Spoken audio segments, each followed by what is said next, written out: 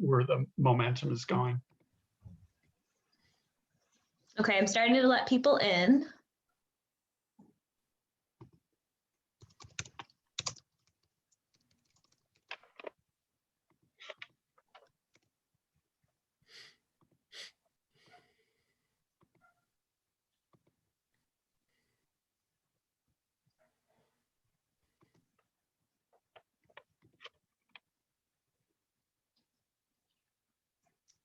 All right, and we are now live on Facebook.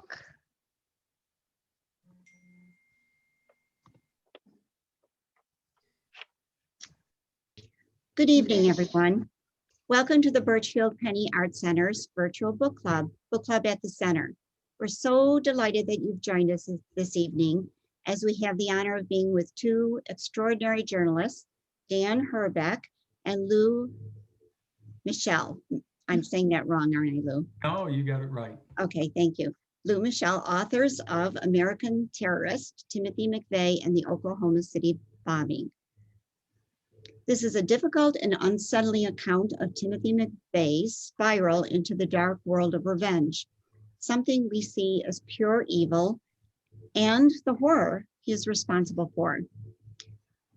The subject of this book today is disturbing and has been made even more so by yesterday's assault on our nation's capital.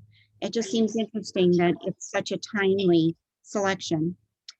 Tonight, we are also joined by Jack Edson, who many of you know is a docent at the Birchfield Penny Arts Center, is an artist in our collection, and some of you may not know this, but he's a retired librarian and an avid reader. And we're so happy that Jack has agreed to facilitate this evening's discussion.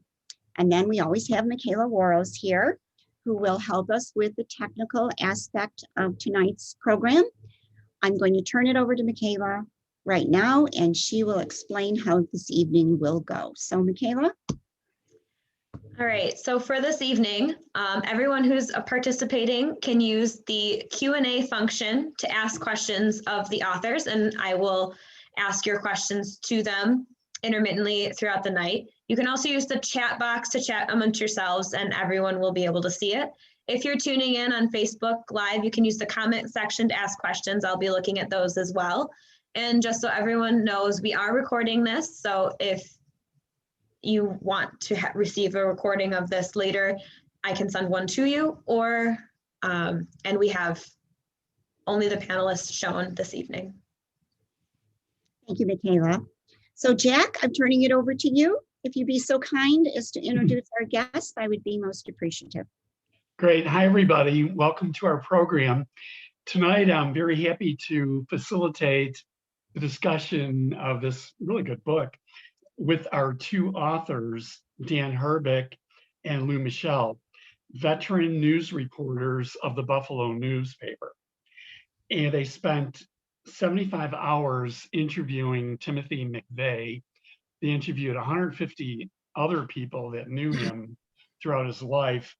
And this book, I remember it being published back when I worked at the library. It did reach #2 on the New York Times bestseller, which is pretty amazing. So if we could first of all have a couple of words from Dan, then Lou, and then I've got some really interesting questions to give the authors. Thank you, Jack. Thanks for inviting us to speak to you tonight. We really appreciate it during these very strange times. Yesterday, we all got as Mary mentioned, kind of a scary look at domestic terrorism. And the book that we wrote is about the worst domestic terrorist incident in American history, which, sad to say, had its roots right here in Western New York. Lou and I do not try to bill ourselves as experts on any kind of terrorism, but we do say that we are experts on one particular terrorist act and one particular terrorist, that is Timothy McVeigh. On April 19th, 1995, many of you probably remember this, a federal office building in Oklahoma City was bombed. 168 people were killed with a truck bomb. including 19 little children in a daycare center, children and toddlers. And more than 500 people were injured, and many of these were very serious injuries, lost arms, lost legs, very serious injuries. And the suspect, the person who committed this horrible act, was Timothy McVeigh, a U.S. Army veteran who grew up in Pendleton, New York, just about 30 minutes outside of downtown Buffalo. Because McVeigh was from our area, you can imagine the story became a huge story for the Buffalo News, where Lou and I work.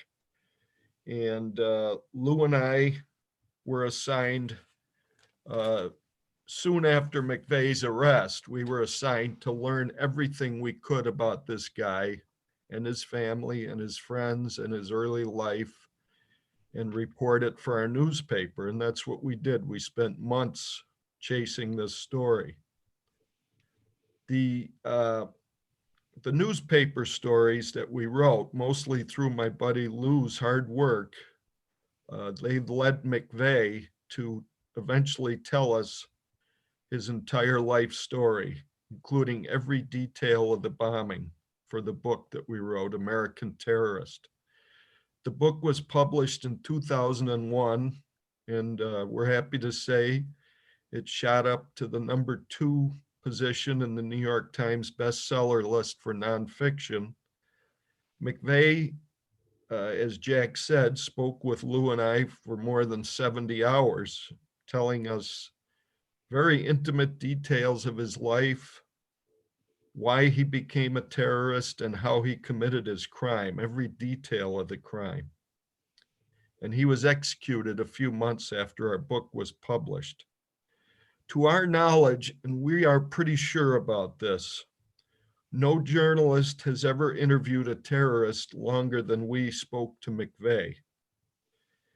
Why do I say this? Because first of all, most terrorists die during the commission of their acts, or if they don't die, they are very, very, very reluctant to speak even briefly. McVeigh spoke to us for over 70 hours from behind bars in prison. He also exchanged hundreds of letters with us, and we had numerous telephone calls with him. For better or for worse, McVeigh became a major part of our lives for the 5 years that Lou and I spent working on this book. Just to tell you a little about Lou and I, we're both family men from middle class, working class families. Between us, we've now spent over 90 years chasing news stories of all kinds. We both have spent much of our careers as crime reporters. We've covered murders, robberies, fraud, gun trafficking, political corruption, bribery, and pretty much many, if not most, of the most horrifying incidents that have happened in this community going back to the late 1970s. We both currently do investigative reporting for the Buffalo News Watchdog team, and we're very proud of the work that we do. We're very proud of the work that our newspaper does. And I can tell you that without newspaper reporters out there digging for stories, many, many things would be successfully kept under wraps or swept under the rug by powerful business people and powerful government leaders. Every time a news reporter loses a job or a newspaper goes out of business, that is fantastic news to the most corrupt people in this country, because that's just a little less scrutiny that they're going to get. Right now, Lou is working on a lot of stories about COVID-19 and how that's affected local nursing homes, and some very tragic stories he's written. I do a lot of stories on unsolved crimes in a series that we call the Cold Case Files. Lou and I have covered a lot of big stories, but never a story as big as the Oklahoma City bombing, which brought reporters literally from all over the world to Pendleton after McVeigh's arrest. As I said earlier, Lou is the man who got Timothy McVeigh and his family to tell us their stories, and Lou is here to tell you how he did it. Thank you. Thank you for having us, Jack, Mary, Michaela. We appreciate that. It was really a case of just burning the shoe leather. For years, I had worked at the Tonawanda News, and we live out in rural Niagara County, my wife and I. And when we bought our farmhouse, very briefly, an elderly man came with the farmhouse living in a trailer. And someday I hope to get a book published on him. His name was Ben. He had a severe stutter to the point where his head shook when he tried to speak, but he was an unbelievable gardener, vegetable gardener. I was from New York City. I didn't know that I loved gardening until I met Ben. And he taught me how to be a vegetable gardener, and he spent 10 years of his life with us before he died tragically. And he was like a second father to me and a grandfather to my sons. And with that gardening, there was a nexus with Bill McVeigh.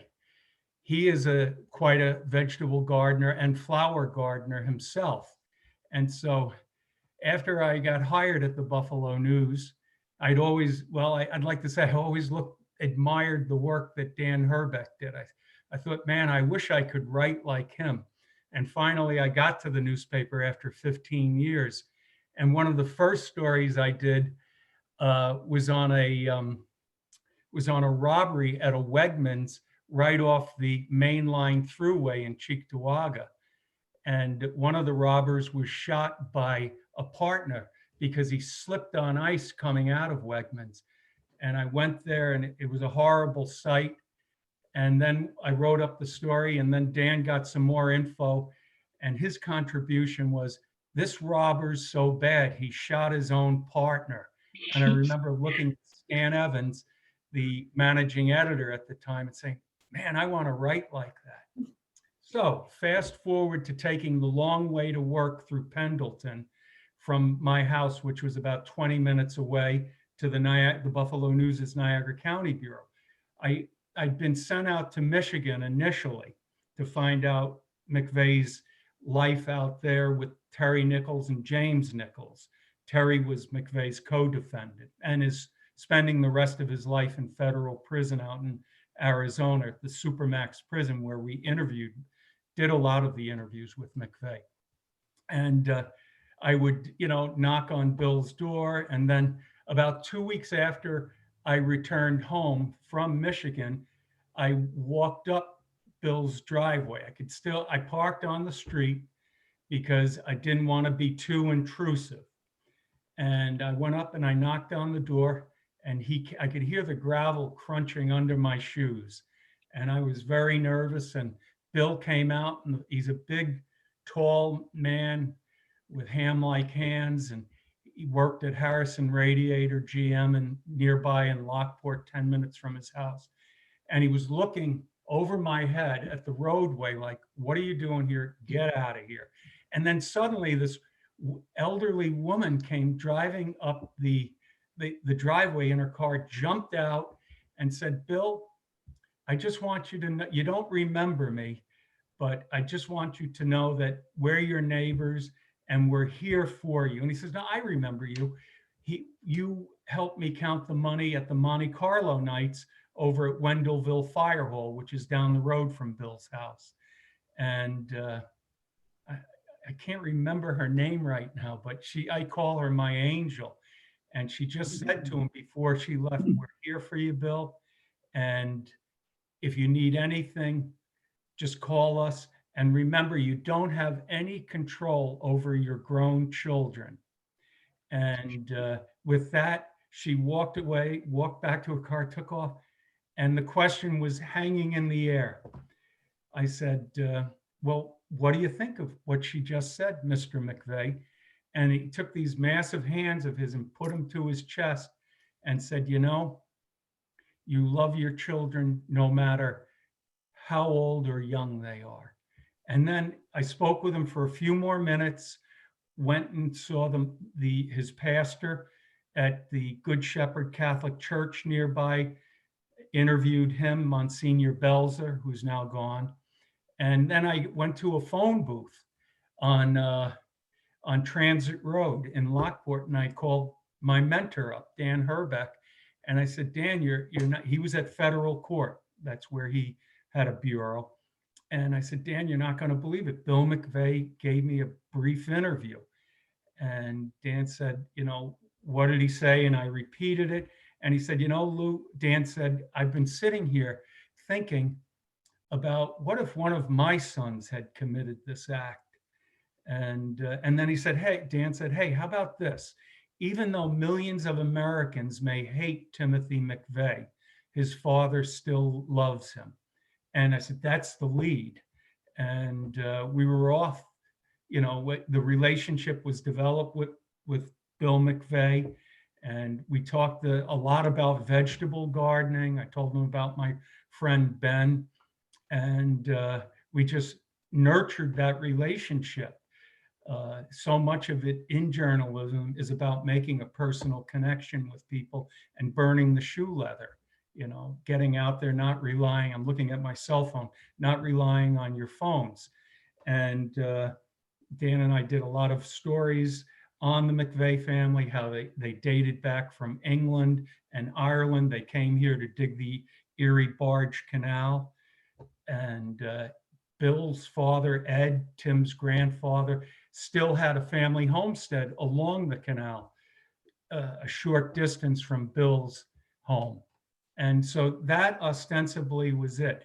At the end, after Dan and I covered the trial in Denver, it was moved, a change of venue, because they did not think McVeigh could get a fair trial in Oklahoma City, where he had committed so much carnage. And, at the end, Bill called his father and said, do you know of any journalist that would tell my story honestly and fairly? And to this day, I'm grateful, because he mentioned my name. And after I got the call from Tim and an exchange of letters, I called Dan up and I said, Dan, this is a big project, and I really appreciate it if you'd help me with it. And we went from there for several years of writing this book. We couldn't even tell our wives what we were working on, or anybody else. Dan had mentioned the numerous phone calls. We were quite certain the FBI was listening in on these phone calls, although they denied it. But some other people told us that they heard, that they got notifications from the FBI that their calls had been recorded, and they were legally responsible for notifying them. And McVeigh had been convicted after this. You know, all of these interviews happened after his conviction and the death penalty. So that's the semi-short version. Lou, would you be kind enough to restate that last sentence? The interviews occurred after his the interviews that we had letters. I was exchanging letters with him when he was, after he'd been arrested, and I asked him if he'd tell me his story or give me an interview, and he flat out refused. But then after he was convicted in 1990, the spring of 1999, the spring of 1998, he had asked his father for the names of journalists who might give him a fair break. Mm-hmm. Thank you.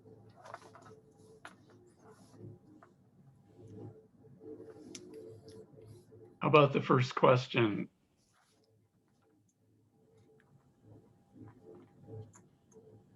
Can you hear me or no? I can hear yeah. you. Oh, great. Okay. My first question is kind of large, and we're going to mark 20 years of the publication of the book, this year.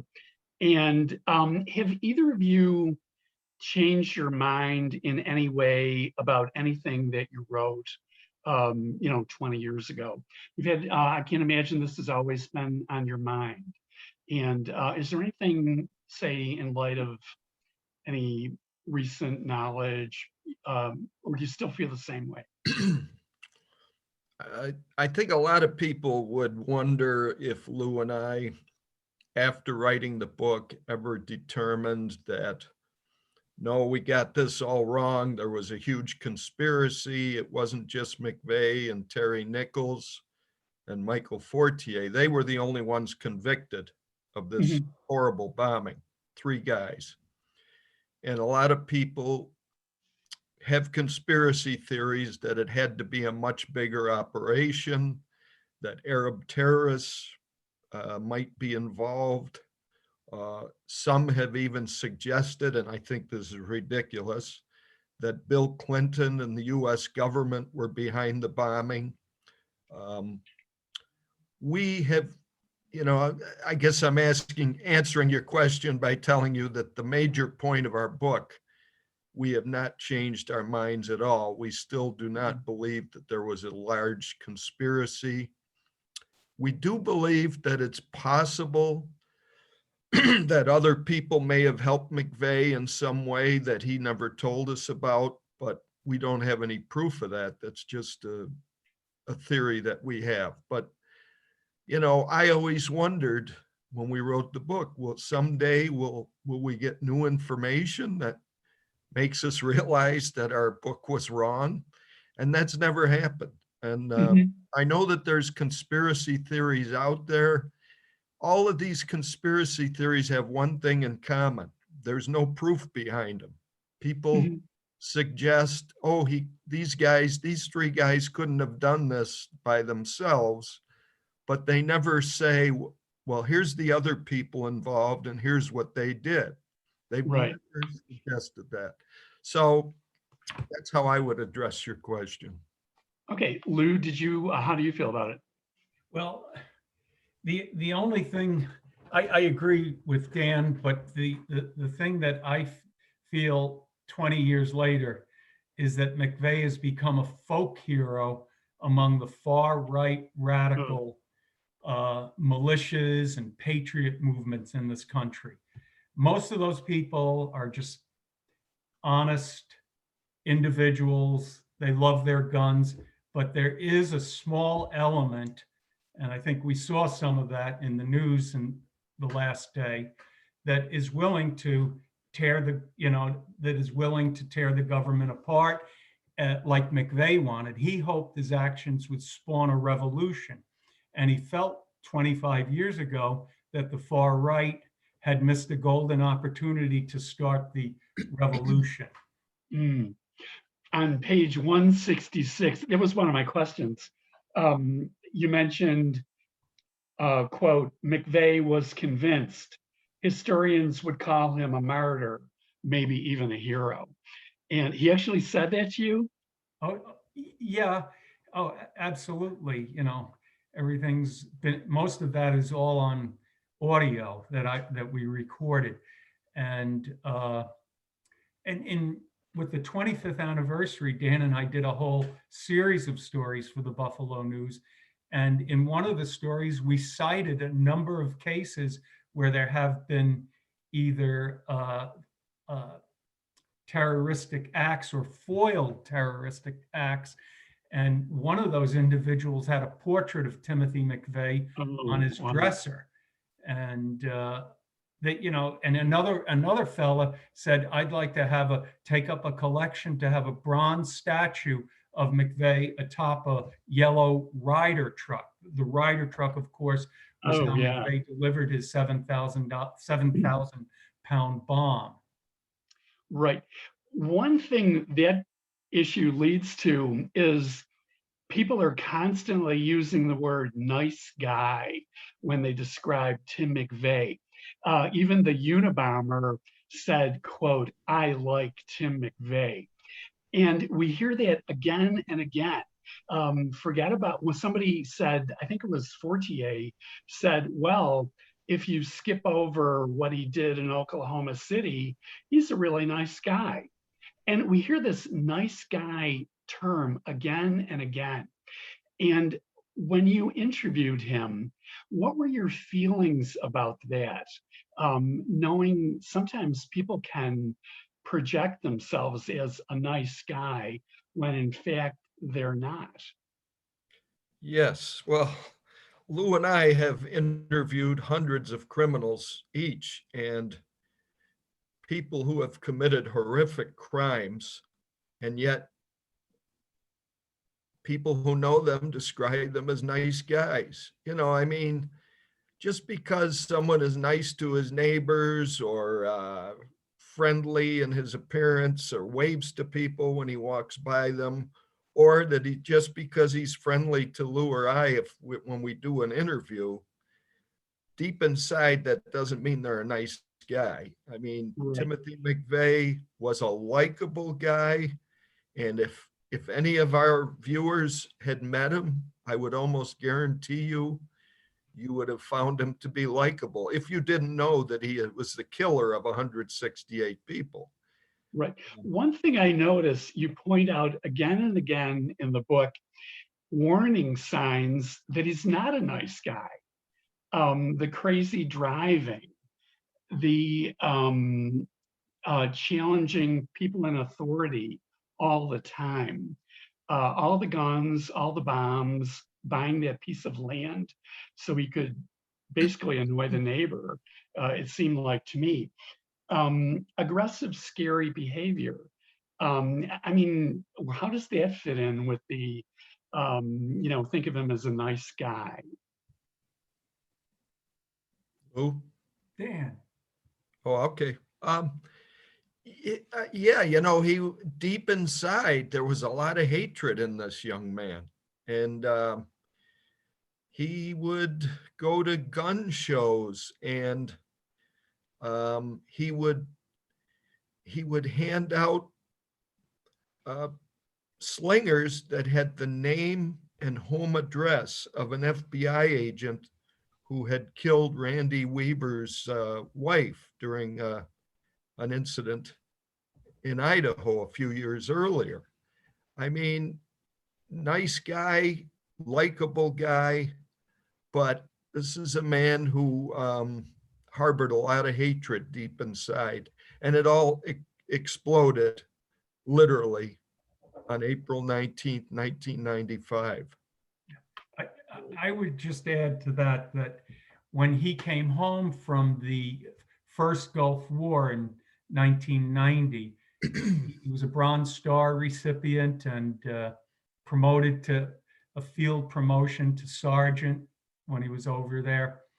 And I'm not carrying any water for him here, but he had seen some horrible things as well. And he had a nervous breakdown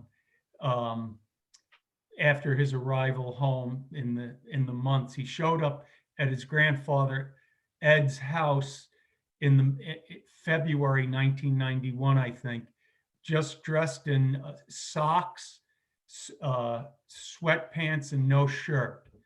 And Ed, who's an older gentleman who had helped raise Tim and his two sisters after the parents had divorced many years earlier, said, Tim, what's the matter? And Tim just stood at the front door and said, I don't know, Grandpa, I don't know. And so he went upstairs to the room that was his room at his grandfather's house and slept. Now, a normal grandfather might have, I'm not putting Ed down, but as a grandfather myself, I would have waited till my grandson got up and said, well, what's wrong? But Ed had left the house when Tim woke up, and Tim said, I appreciated that he didn't, dig in to find out what was wrong with me. And McVeigh's mother had mental illness from the bombing, and in the aftermath, she was hospitalized 3 times involuntarily with schizophrenia. She is now deceased, Mickey McVeigh.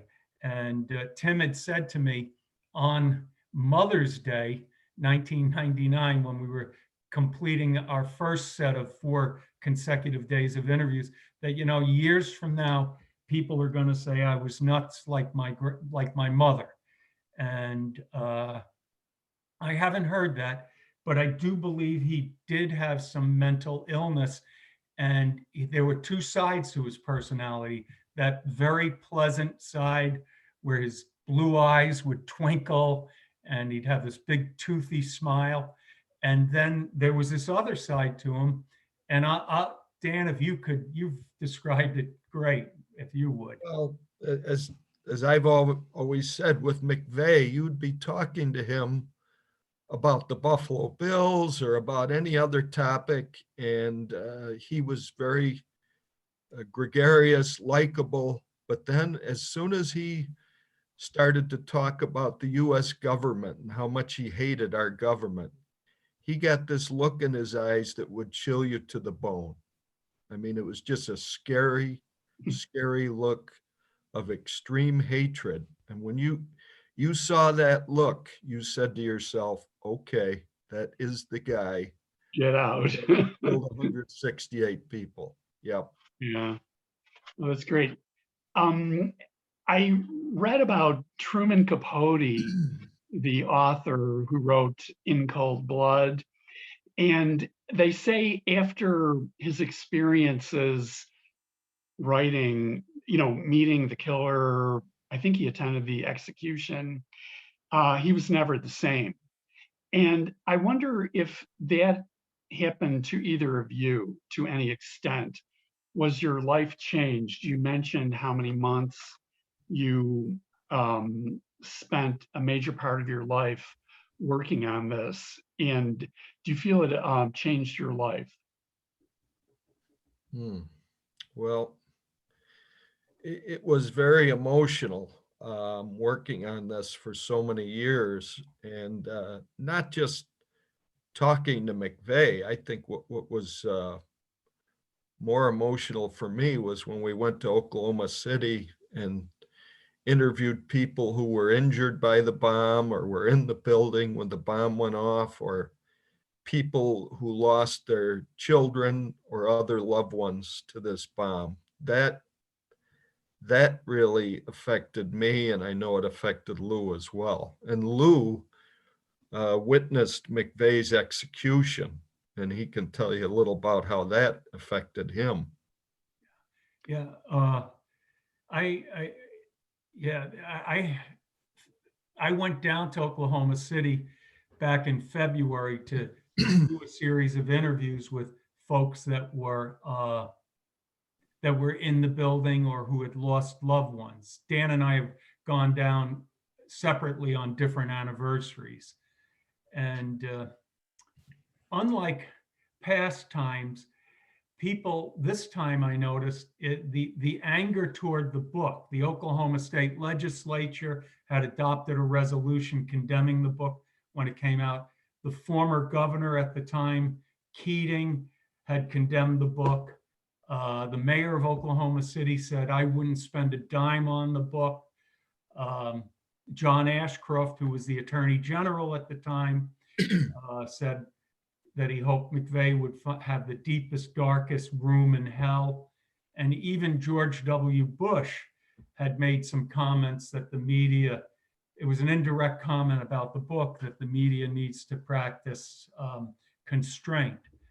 And but this time, 25 years later, when I went down, people were more open. They actually started interviewing me. What was McVeigh really like? And I was so happy to answer all their questions. And, just the memorial, the Oklahoma City National Memorial, where the Alfred P. Murrah Building once stood, has 168 chairs that light up at night on the ground where the building was, and across the street is the museum. And it is such a spiritual and beautiful place. Sharon Cantillon, a photographer, had accompanied me, and we kept going back to the memorial. Sharon was trying to get that perfect picture, and she succeeded many times over, but I can't tell you the sense of peace that was there. On the flip side, I have had many, many nightmares about visiting Tim McVeigh, prior to his execution or being there at the execution. And, it's very dark, and I'm wondering, is he going to give me one last interview? I'm thinking as a journalist, of course, and it's just very upsetting. However, Dan and I are both very grateful that we were able to bring this book forward. And as Dan said, 20 years later, there has been no serious evidence that that McVeigh acted beyond a very small conspiracy. And so, it's like the Kennedy assassination. If Oswald had lived longer, maybe Oliver Stone might not have been able to do that movie, JFK. And I'm not putting Oliver Stone down at all. He's a fine movie maker. But, we were able to, take the air, pinprick that balloon, because Americans love conspiracies. Oh, yeah. In the book, you mentioned, the great suffering, meeting family members of people that were killed in the blast. And Appendix A gives a list of the 168 individuals. I couldn't read through the whole thing. I hit the 3-month-old and just stopped reading their names. One thing that concerns me a great deal about this is the lack of remorse that McVeigh, he would sit in court, the jurors would be in tears, the story would be heartbreaking, and he would sit there with an angry look on his face. I did notice at the end, either in the book or the internet research I did, there's all the talk about him being a Catholic, raised a Catholic, baptized, confirmed. He did receive the last rites of the church. And I wonder if he felt remorse. I mean, is there any way of knowing that? We tried, I don't know why, but Lou and I just felt that it would be better if we could get this guy to express some remorse, and he really never did. He always spoke about this horrible crime as being like a military action, and that he was responding to horrible things that were done by the US government. And he said, when we asked him, what about all those innocent people that you killed? I mean, these people, some of them had absolutely nothing to do with any of your grievances against the government. What about these little children in the daycare center? And he would refer to all those people as collateral damage. He said the US government does it all the time. They will bomb a building trying to kill an Arab terrorist, and they'll kill 20 other people.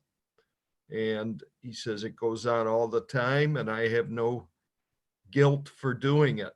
And he said, if I go to hell for doing this, I'm going to have a lot of generals and other people who will be keeping me company down there. He never really expressed true remorse. He did tell us that he regretted killing the children in the daycare center, but when we questioned him further about that, he regretted it because it was a bad PR move for him. He felt that it took away from the political message of his bombing, and it overshadowed it. So that was not sincere remorse. Lou, what do you think? Some of it was macho bravado in the court. I actually did see him cry a couple of times in the interviews, and but they were tears for himself. And he he totally owned his story. When he'd asked us to get like an asked us to reach out to Ted Kaczynski, the Unabomber, who was a few cells down from him at the U.S. government Supermax Penitentiary in Florence, Colorado. It's a very rugged, remote area. And Kaczynski actually sent us back, I believe it was a 13-page handwritten letter, and he condemned McVeigh to a point, saying, why couldn't he have done it at night, bombed the building at night? Then maybe only a cleaner might have been killed. You know, that gives you a little snapshot into Kaczynski's mindset, only a cleaner, you know, as if a Yeah. doesn't. Okay for everybody but the cleaner. Yeah. Not too good for the cleaner and his family. And, Yeah. There were so many, I don't know, weird things that happened. I mean, the weirdness of it all, the weird people and the weird things they do. You know, the strange women, everybody's, you know, the crazy wives, I would say. What really I thought was most interesting was the robbery of the home of Bob Moore, the gun dealer. Can you imagine being a gun dealer and getting your house robbed? I mean, no security, no attack dog, nothing. I mean, how could that ever happen? You're the big gun dealer and, you know, you get your house robbed. Well, he was a gun dealer, not necessarily the smartest gun dealer. You know, McVeigh set that whole robbery up. He had stayed at Roger Moore's home as a guest, and basically he cased the place. And he gave Terry Nichols instructions on exactly what to do and how to pull off this robbery. And they stole dozens and dozens of guns and other, you know. The betting, they took the betting too. It was, can you imagine? It was strange. I think part of the reason for the crime was that McVeigh simply didn't like Roger Moore. Yeah, the money that they got. That makes sense. That makes sense. And didn't he stiff him at the Hamburg Fair at a gun show, or embarrassed him? He lost face. Yeah, out in Las Vegas, they had some quarrels, and that money though from the guns, those guns in turn that belonged to Roger Moore, were sold at other gun shows to finance the bombing. Yeah, well. Usually, I mean, doesn't something go wrong to prevent a disaster like this from happening? You know, they might have trouble renting the car, or, you know, I don't know, something usually goes kaflooey, fortunately, but in this one, it didn't. The one person I was very fond of in the story, Leah McGowan, the clerk at the Dreamland Motel. Did you ever meet her? I did not. We never did get to meet her. We tried to interview her. She was embarrassed or whatever. She didn't really want to talk to us. She did speak at great length in the trial, and we had the transcript from the trial to work with, but I wish we could have met her. Yeah, the interesting thing, she knew right away who did it. You know, it was that man that rented the room in the motel. I mean, talk about smart. We have all the, you know, allegedly brilliant people, but a lady like that, you know, people skills, she figured it out right away.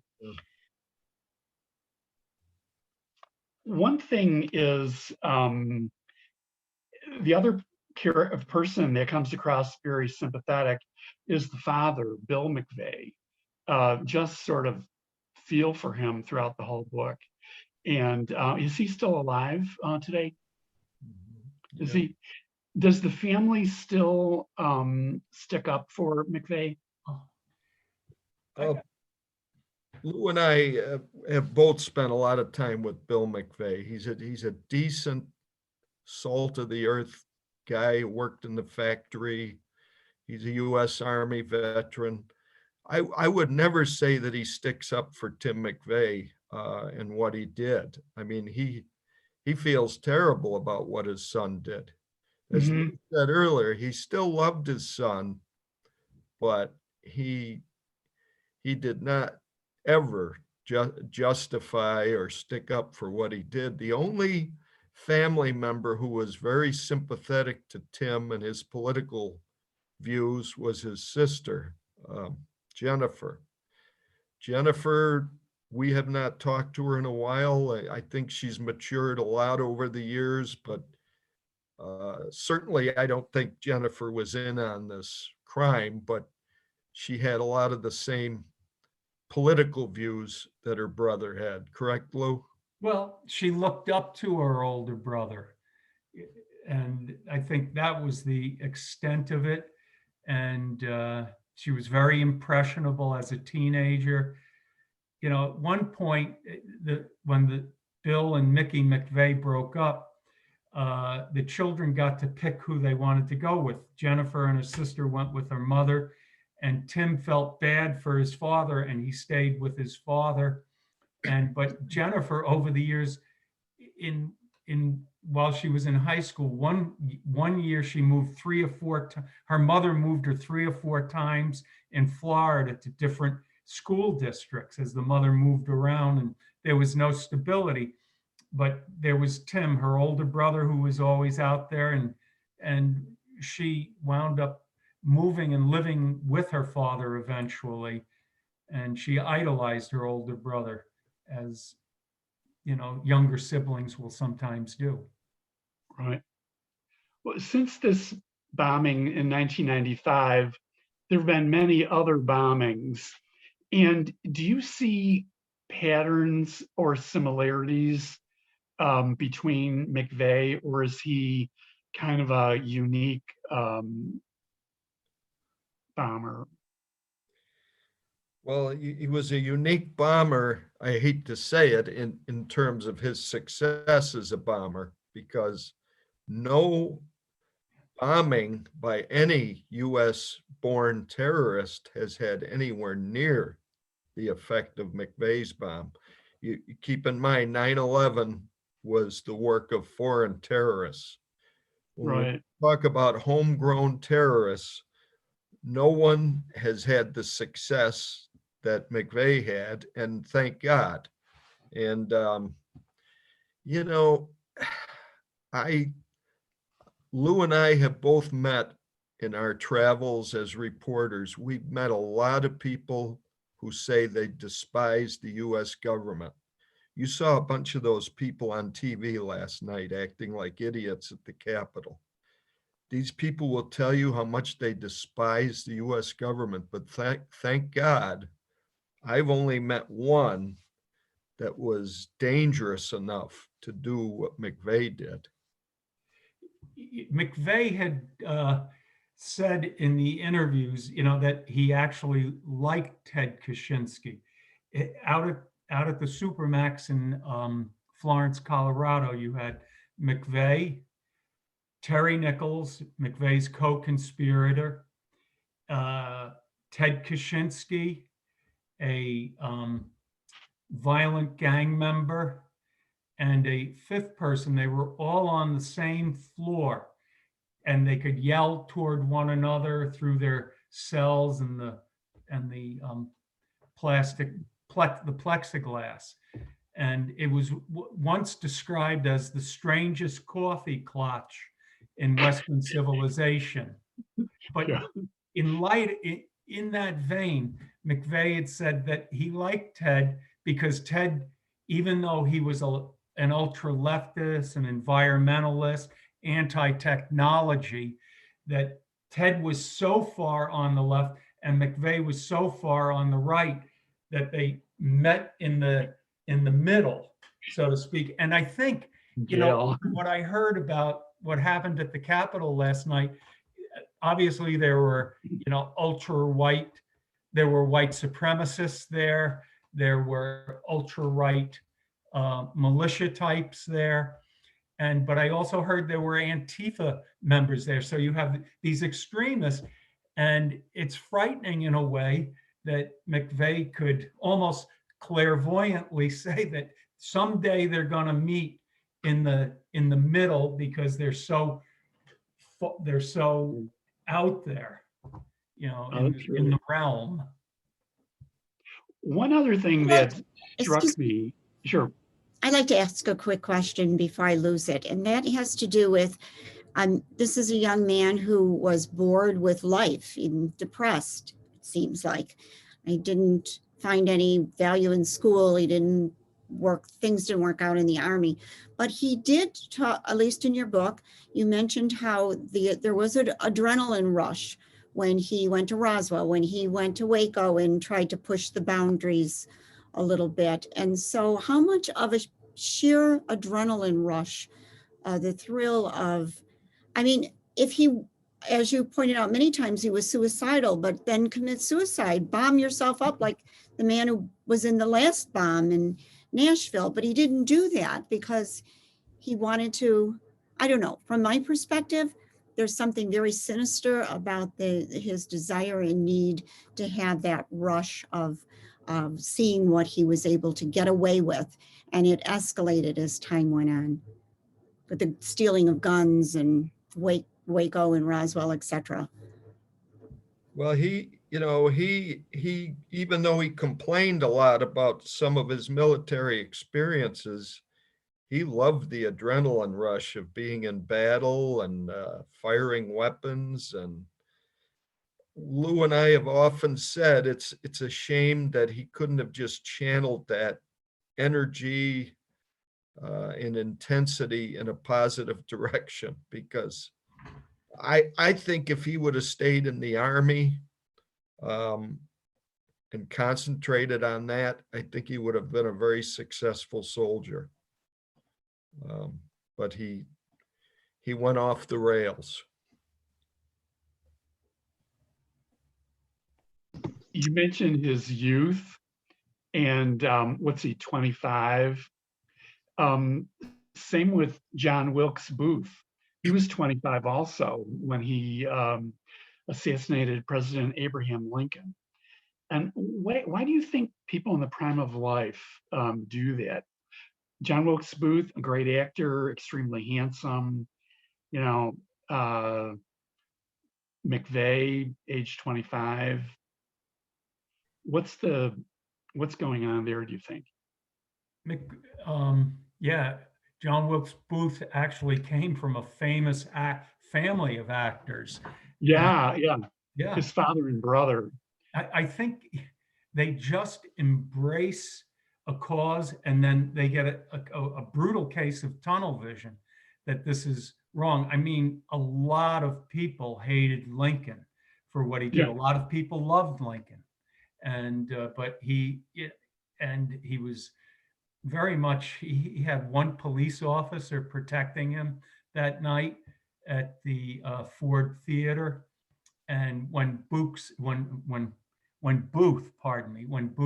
shot Lincoln, he jumped off the little set of seats that was up high, and he shouted, "Sic semper tyrannis," thus ever to tyrants. And that was actually one of the sayings on the front of McVeigh's T-shirt. Yeah. Quoting Booth, and on the back was a Thomas Jefferson saying that the tree with blood drops falling from it, the tree of liberty must be nourished from time to time with the blood of tyrants and patriots. And yeah. The thing is, they're like a dog, and they get this bone, and they don't agree to disagree politely and keep civility. And that is one of the wonderful things about this country: civility, the right to disagree and respect other people. You know, we are a nation of laws, and if McVeigh were around today, he would have been one of the people marching through the rotunda at the Capitol. Yeah. One other thing, similarity with McVeigh and John Wilkes Booth, neither of them got away. Booth broke his ankle. He had been very good at jumping on stages. That was one of his entrances. He would just jump and appear on stage, and he broke his ankle. Mary mentioned when we were talking earlier the idea of McVeigh driving away with a car with no license on it, almost asking to get pulled over. What do you think about that? I mean, he didn't seem to make much of a plan to get away. I mean, I think I would have gotten the license plate for my car. Well, As it's I was always, speeding away from the scene of the crime. always been a great mystery to Lou and I, is with all the planning that McVeigh put into this criminal act, how he could not make sure that he had both license plates on his vehicle, his Yeah. $400 junker getaway car. And he told us that he purposely left the plate off the car because he wanted to see what would happen when somebody stopped him. And he was kind of hoping that his case would become famous and that everyone would know about his political views. And I don't know, that's one of the few things he told us that I really question whether he really meant that, was telling the truth or not, because he was, I think he was embarrassed about the plate being missing. I think maybe his car had been left like a day and a half earlier in a parking lot, his getaway car. And I think somebody may have just stolen the plate. I don't know what Lou thinks about that. Well, he, on the front seat of the car after Oklahoma State Trooper Charlie Hanger arrested him, they later found a big, thick brown envelope with all kinds of revolutionary material in it. Stuff, quotes from Thomas Paine and different things. And it was like one of a number of breadcrumbs that McVeigh had left. Another one was he used his real name at the Dreamland Hotel when he registered, but gave the address for Terry Nichols' house up in Decker, Michigan. Yeah. And another thing that was ironic, when they searched Bill McVeigh's house in Pendleton, they found McVeigh's report card from first grade. And McVeigh told us that in the spot for teacher comments, it was blank, but he actually penned in Tim, something like, Tim says he wants to be a gun store owner when he grows up. Whoa. So I think he was rolling with the dice, going back to Mary's question of, why people do this. This fella, Anthony Warner, the Nashville bomber, 63 years old, took his own life in it. They're looking to go down in the pages of history and get some notoriety, notorious notoriety in their cases, and roll. McVeigh wanted to roll with the dice. He cited that poem Invictus as his final statement to Dan and I, living on the razor's edge, I'm the captain of my own ship, etc. Wow. Well, this was a great interview. I think we've come about to the end of our time.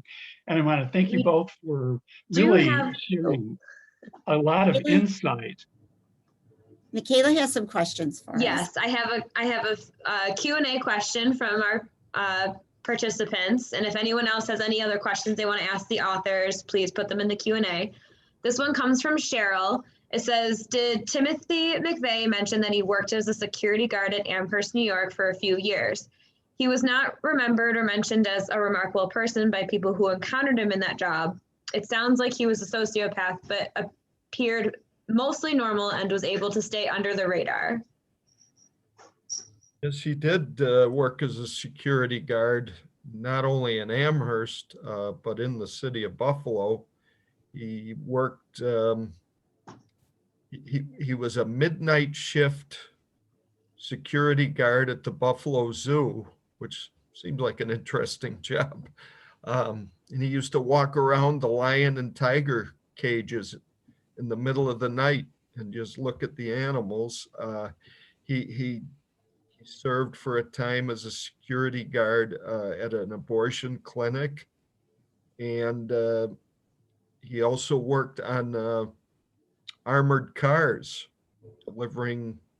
picking up and delivering large sums of money. And yeah, he was kind of one of these guys that you'd see working security, private, and you wouldn't give him a second look. But there was a lot going on in that mind, unfortunately. Or one of the exhibits he would visit late at night at the zoo was Corey the cougar. And he actually became fond of Corey, and he claimed that he stuck his finger in the cage and petted it. Well, that would be the last thing I would do, is pet a cougar in captivity. I have another question from Linda. She asks, was he ever a member of a far-right militia? He never formally joined a militia group, as far as we can tell. And this is 20 years after our book came out, and no one has ever claimed that McVeigh was a member of their militia group. He did try and start his own militia group a few months before the bombing, but maybe through lack of effort or lack of interest, it never got off the ground, but he actually did try and start one. In Kingman, Arizona, where Michael Fortier had lived, they had, at a July 4th fireworks celebration, they went around handing out little pamphlets urging people to join a militia with them. But after the bombing, interestingly, militia groups started denouncing what he did and really distancing themselves from him.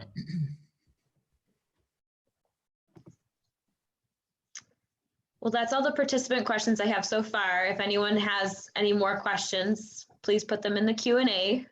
I have a few. I don't know if this is a question so much as that I'm asking you to address the term used in the book called dirty for dirty.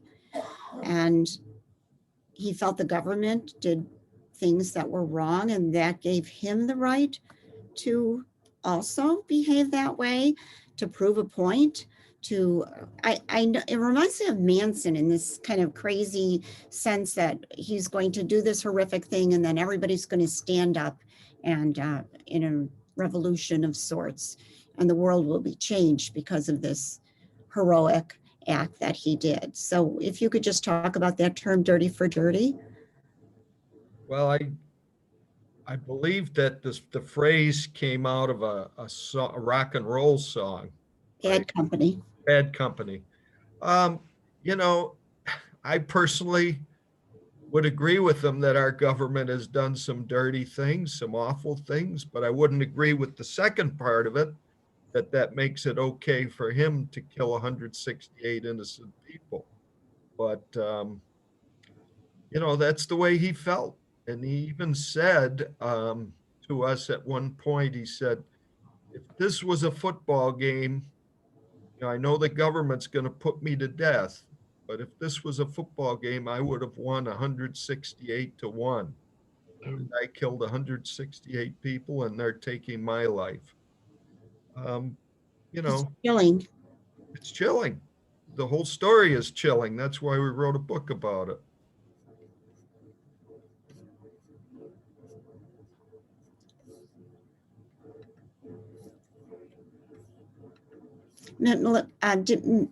Excuse me, Michaela. I think Marion had a question on your Yep, Q&A. Marion has a question. It's in reference to what Lou had mentioned for Linda's question about the militias. You had said that militia groups were distancing themselves from him. Why was that? Because of the carnage he caused. They didn't want to have anything to do with it. They view themselves as, you know, groups that will be able to survive after, society collapses. They practice, they have their own weapons, shooting, all of that kind of thing. A lot of them live in very rural areas, like the thumb of Michigan, where the Nichols brothers lived. They're waiting for the collapse of American society. And when we did the stories for the 25th anniversary, they were still distancing themselves. Although there are some very far right groups, like the group that wanted to kidnap the governor of Michigan, I believe, and then, the fellow down in Nashville was a loner, apparently. But they just don't want to. They're not cold-blooded killers like McVeigh was. That other side to him. There is a question from Fritz. What is the genesis of Tim's anger as well as Terry's? Anything beyond his experience with the Army? Well, as anyone reads our book will see, that McVeigh's, one of his other big motivations was he was picked on by bullies when he was a kid.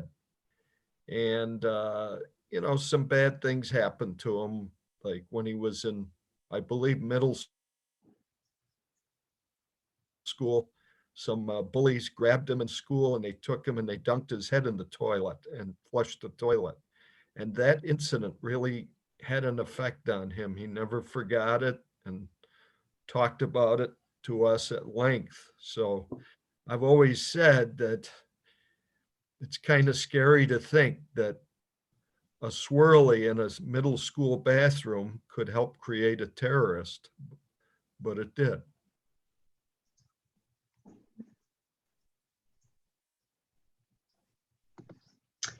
I have another question from Beth. Was the book condemned by officials because people felt McVeigh didn't deserve the airtime, or were they taking issue with your accounting? I would say the first part there. They didn't think that McVeigh should have a soapbox, and we did not give him a soapbox. We had stories in there, the federal investigation, and I do think it's to our danger if we try to ignore these things. They're very painful, but we need to take a close look at them and why they happen. If we don't, we risk repeating history all over again. And in the interviews that followed the book, while we were criticized by a number of people, all of the major media outlets in the country, from the New York Times to the Washington Post and everything every paper in between, said that this book is history and it needs to be read and studied. And Dan said, we wrote this book. Dan and I said, we wrote this book in part for law enforcement to study it, for high school guidance counselors to understand it. The thing is, with our country, we need to keep as many people in the center as we can, or we will, just spin off and lose this wonderful experiment called America.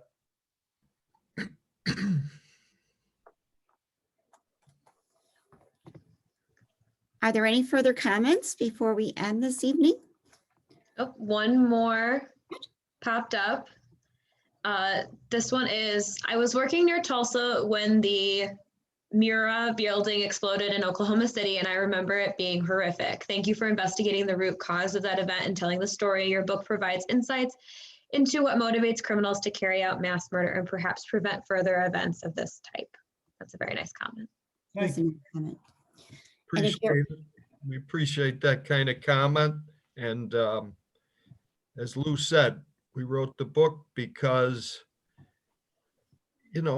people like McVeigh, you don't want to just ignore them because they're hateful or because they did something hateful. You want to try and dig in and and learn what made these people tick. And I think our book does that. Well, if you're interested in purchasing the book, you can find it on Amazon. We believe that all of the new copies available are all ebooks, but please do check with our friends at Talking Leaves and see if they can secure a hard copy for you. I hate to use the word enjoy the book, but I really felt the book was well worth reading. I'm sure Jack would agree with me. And Oh, yeah. And I want to thank our guests for this evening's conversation. And thank you, Jack, for facilitating for us, and Michaela for helping us. And be sure to tune in next month, February 4th, again at 6:30 p.m., when the author Susan Lynn Solomon will be visiting us with her book, Abigail's Window. Our own docent, Joanne Kaminsky, will be the facilitator of that evening. And gentlemen, thank you one and all. I really appreciate Thank your you for coming, having us. spending time with us this evening. Thank you. All right. Thank you. Thank you, Bye-bye. everyone. Good night. Good night. Thank you. Very interesting. Enjoyed it.